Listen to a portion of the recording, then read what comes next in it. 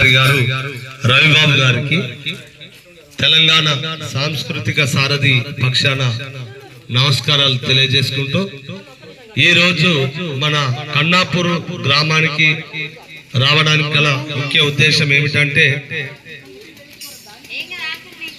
తెలంగాణ రాష్ట్ర ప్రభుత్వము గౌరవ ముఖ్యమంత్రి వర్యులు రేవంత్ రెడ్డి గారి పాలనలో 6 గ్యారెంటీలను ప్రజలకు అందిస్తున్నారు. అంతేకాకుండా ధరణికి బదులుగా భూభారతి అనేటువంటి కొత్త చట్టాన్ని తీసుకురావడం జరిగింది. అందులో మనకు ఏమేమి అంశాలు ఉంటాయి అనే దాని పట్ల మిత్రుడు అశోక్ తెలియజేయాల్సిందిగా కోరుతున్నాను.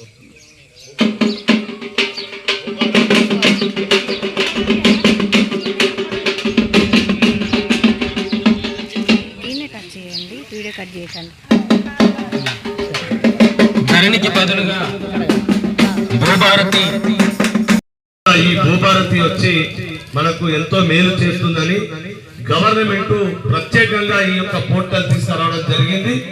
మరి ఎవరికైతే భూ సమస్యలు ఉంటాయో వాళ్ళు ఈ భూభారతి గురించి మా తమ్ముడు అశోక్ తెలియజేసినట్టు మీకు ఏ సమస్య ఉన్నా కూడా మన గ్రామ సెక్రటరీ గారు ఉంటారు, గ్రామంలో ఉన్నటువంటి మాజీ సర్పంచులు కానీ, మన మాజీ ఎంపీటీసీ గారు కానీ, మిగతా ఉప సర్పంచ్ గారు ఎలాంటి అనుమానం ఉన్నా వారి ద్వారా తెలుసుకోవాలి. అంతేకాకుండా తహసీల్దార్ గారి ఆఫీస్కి వెళ్ళి కూడా దీనిపై పూర్తి వివరాలు కూడా మీకు తెలియజేస్తుందిగా కోరుకుంటూ, ముఖ్యంగా ఇప్పుడు ఉన్నటువంటి పరిస్థితుల్లో మనకు మన పిల్లల్ని చెడగొడుతున్నటువంటిది ఈ డ్రగ్స్, గంజాయి లాంటి మరి ఇవన్నీ కూడా మన పల్లెల్లోకి వస్తున్నాయి. ఈ మత్తు మందుకు బానిసలై యువత పెడదారిన పడుతూ వాళ్ళ బంగారు లాంటి భవిష్యత్తును వారు నాశనం చేసుకుంటున్నారు. మరి యువత చక్కటి మార్గంలో నడిచినట్లయితే ఈ యొక్క భారతదేశం కూడా చక్కగా ఉంటుందని తెలియజేసుకుంటూ, దీనిపై మిత్రుడు ఎస్వి మల్లిక్ తేజ గారు వారు రచించినటువంటి పాటను మీకు వినిపించాల్సిందిగా కోరుతున్నారు. పెడదారి బట్టి యువత చెడు బాట నెల్లుతుంది, పెడదారి బట్టి యువత పెడదారి నెల్లుతుంది, పెడచెవిన బెట్టి భవిత పెడదారి పట్టుతుంది, పెడచెవిన బెట్టి భవిత నట్టేట మునుగుతుంది, పెడచెవిన బెట్టి భవిత నట్టేట మునుగుతుంది, పెడచెవిన బెట్టి భవిత నట్టేట మునుగుతుంది. చిన్న చిన్న పోరగన్లే సన సన్న సూదులతో, చిన్న చిన్న పోరగన్లే సన సన్న సూదులతో నెత్తురును మత్తు కలిపి మైకౌల దూనుతుంది, మంటల్లగాలుతుంది. పెడదారి బట్టి యువత చెడు బాట నెల్లుతుంది, పెడదారి బట్టి యువత చెడుదారి నెల్లుతుంది, పెడచెవిన బెట్టి భవిత నట్టేట మునుగుతుంది, పెడచెవిన బెట్టి భవిత నట్టేట మునుగుతుంది. ఓ చదువుకునే తమ్మ ఎదిగేటి లేత కొమ్మ, ఓ చదువుకునే తమ్మ ఎదిగేటి లేత కొమ్మ, సరస్వతి చెల్లెమ్మ ఓ పూల పూల రెమ్మ, సరస్వతి చెల్లెమ్మ ఓ పూల పూల రెమ్మ, సరస్వతి చెల్లెమ్మ సక్కాటి పూల రెమ్మ, సరస్వతి చెల్లెమ్మ సక్కాటి పూల రెమ్మ.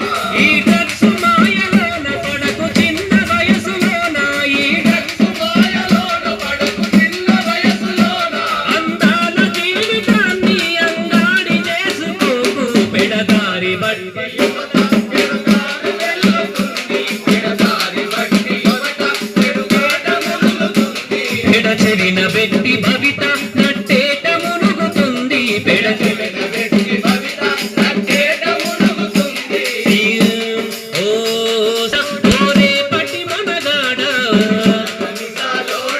ఓరే పటి మనగాడ, సిగురాకు లాంటి గుండెకు సీత్రాలు ఒడుసుకోకు, సిగురాకు లాంటి గుండెకు సీత్రాలు ఒడుసుకోకు, సిరిముల కమిసాలోడ ఓరే పటి మనగాడ, సిరిముల కమిసాలోడ ఓరే పటి మనగాడ, సిగురాకు లాంటి గుండెకు సీత్రాలు ఒడుసుకోకు, సిగురాకు లాంటి గుండెకు సీత్రాలు ఒడుసుకోకు.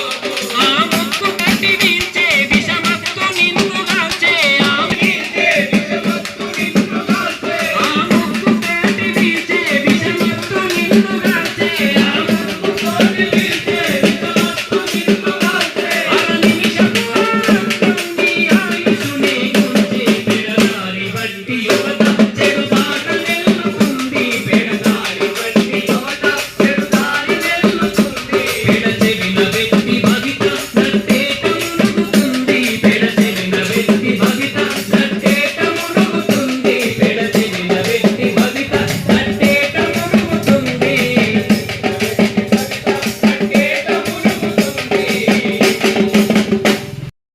పరిష్కారం కోసం ఈ నెల నుండి మొదలవుతున్నటువంటి ఈ కార్యక్రమాన్ని ప్రతి రైతు ఉపయోగించుకునే విధంగా, ప్రతి ఒక్కరూ వినియోగించుకునే విధంగా ఈ కార్యక్రమాన్ని రూపొందించడం జరిగింది.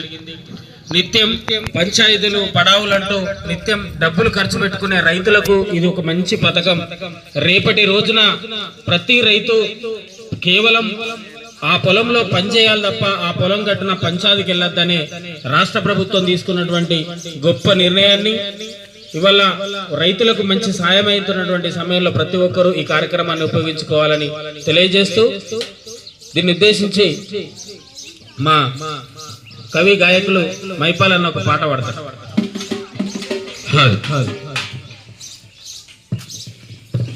గెట్టులతో కొట్టుకునే రోజులు వాయనే అన్నయ్య, రోజులు వాయనే.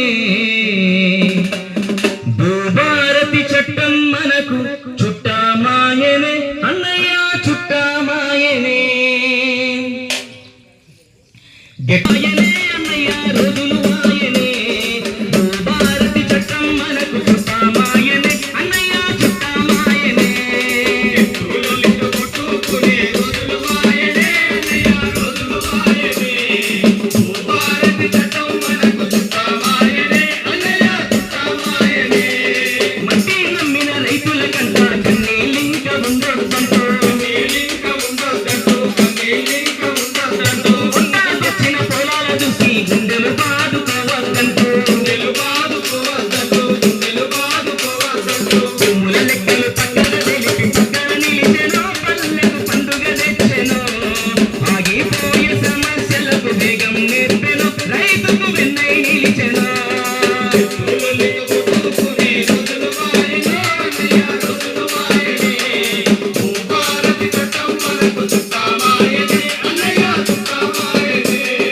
ఎన్నో ఏళ్ళుగా ఎదురు చూసిన నిదురలే కాలిసిపోయినా,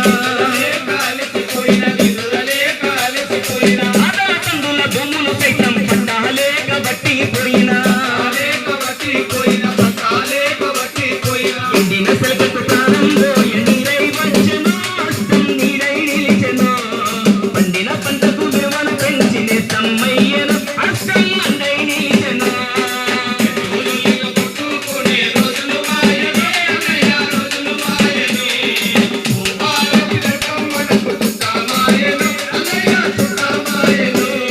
గడ్డి గుప్పల గుడ్డిగా ఉన్న భూముల విలువ పెంచాలంటూ, ఇటుకు భూమి ఎంత ఉందో పట్టా బుక్కులు ఉండాలంటూ. భారతి భూమికి హారతి ఇవ్వగా వచ్చిందో, రైతును రాజును చేస్తుందో. విలువలు మరిచి గొడవలు వద్దని గూడును విన్నాదో, రైతుల కోసను తెచ్చిందో.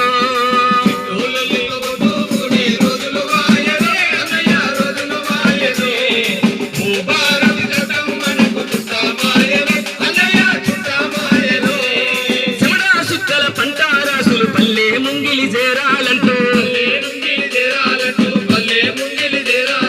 అన్నదాత రైతుల ఇంట ఆనందాలు నిండాలంటూ. రైతు మెచ్చే పాలన కోసం పథకాలిచ్చనో, ప్రజల మనసే దోచెనో. ఇందిరమ్మ కలలు పండే రోజుల కోసమే సర్కారు ఎదురు చూసెనో.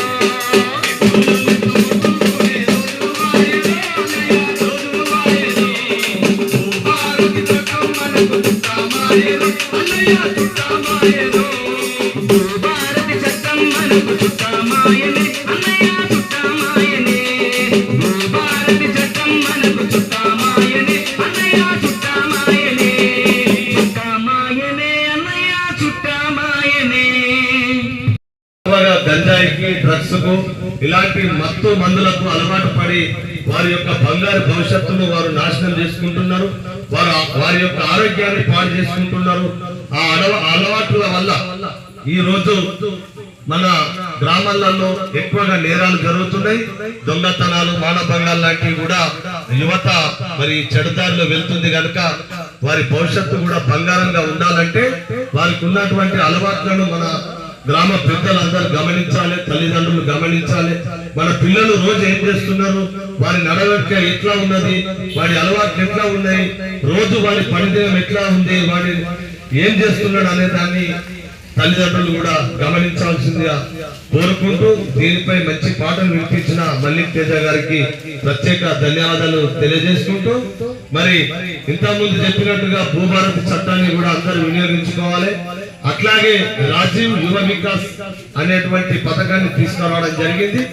ఇందులో ఎవరికైతే నైపుణ్యం ఉంటుందో వారి వారి పని విషయం లోపల దుకాణాలే గాని, టైలరింగ్ షాపులే గాని, ఇంకా కిరాణా షాపులే గాని, బట్టల షాపులే గాని, ఇలా అందరికి కూడా ఎవరికైతే ఏ పనిలో నైపుణ్యత ఉందో వారికి 50,000 నుండి 4 లక్షల వరకు కూడా రుణాలు ఇస్తున్నారు. అందులో సుమారుగా 50,000 రూపాయలు తీసుకున్న వారికి పూర్తిగా మాఫీ ఉంటది. 1,00,000 రూపాయలు తీసుకున్న వారు కేవలం ఒక 10% మాత్రమే చెల్లించాల్సి ఉంటది. 2 లక్షలు తీసుకున్న వారు ఒక 20%, 3 లక్షలు తీసుకున్న వారు 30%, 4 లక్షలు తీసుకున్న వాళ్ళు 40% మాత్రమే చెల్లించాల్సి ఉంటది. మిగతా అంతా కూడా సబ్సిడీ కింద మాఫీ చేస్తారు. కనుక ఇదివరకే మీరు రాజీవ్ యువ వికాస్ ను అప్లై చేసుకున్నట్లయితే వాటి ఫారాలన్నీ కూడా మన గ్రామ సెక్రటరీ గారికి అందజేయాలి, లేదా మన ఎంపీడీఓ అందజేయాలని తెలియజేసుకుంటూ, మీకు ఎలాంటి అనుమానాలు ఉన్నా కూడా ఈ భూభారత్ మీద కానీ, ఈ రాజీవ్ యువ వికాస్ పైన కానీ, ఈ 6 గ్యారెంటీలు రాని వాళ్ళు ఎవరైనా ఉన్నా కూడా మన గ్రామ సెక్రటరీ గారిని సంప్రదించి తెలుసుకొని అందరూ కూడా ప్రభుత్వం ఇచ్చే పథకాలన్నింటినీ వినియోగించుకోవాలని కోరుకుంటూ ఈ కార్యక్రమాన్ని ఉద్దేశించి మాట్లాడవలసిందిగా సెక్రటరీ గారిని కోరుతున్నాం. కళాజాత బృందం వారికి ధన్యవాదాలు. ప్రతి పథకం గురించి, ఎండలకు గురించి అవగాహన, రాజీవ్ యువ వికాస్ గురించి, యువత చెడుదారిన పడుతున్న దాని గురించి చాలా బాగా వివరించారు. ప్రతి ఒక్కరికి పేరు పేరున ధన్యవాదాలు చెప్పుకుంటున్నాను. మేడం అన్నట్టు ముఖ్యంగా ఎండల గురించి కూడా మేము చెప్పాల్సిందే, దయచేసి అన్యత భావించవద్దు. ఎండల తీవ్రత చాలా బాగా ఉన్నది.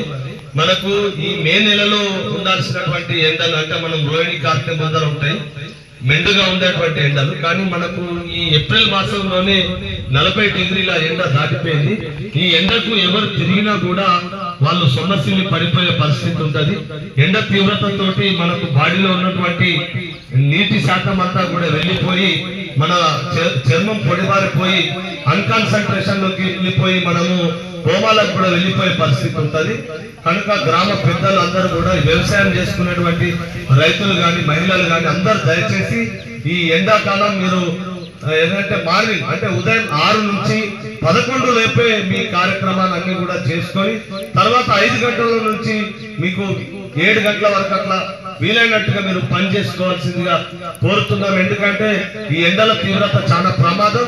ఈ ఎండతో ఏమైందంటే మనకు చాలా ప్రమాదాలు ఉంటాయి. ఒకటి, ఎండలతోటి మన ఎండ దెబ్బ తగిలినట్లయితే మనము కోమాలకు వెళ్ళే పరిస్థితి ఉంటుంది. మనం పని చేసుకొని వస్తారు, ఎండ దెబ్బ తగులుతుంది, కానీ గ్రహించారు.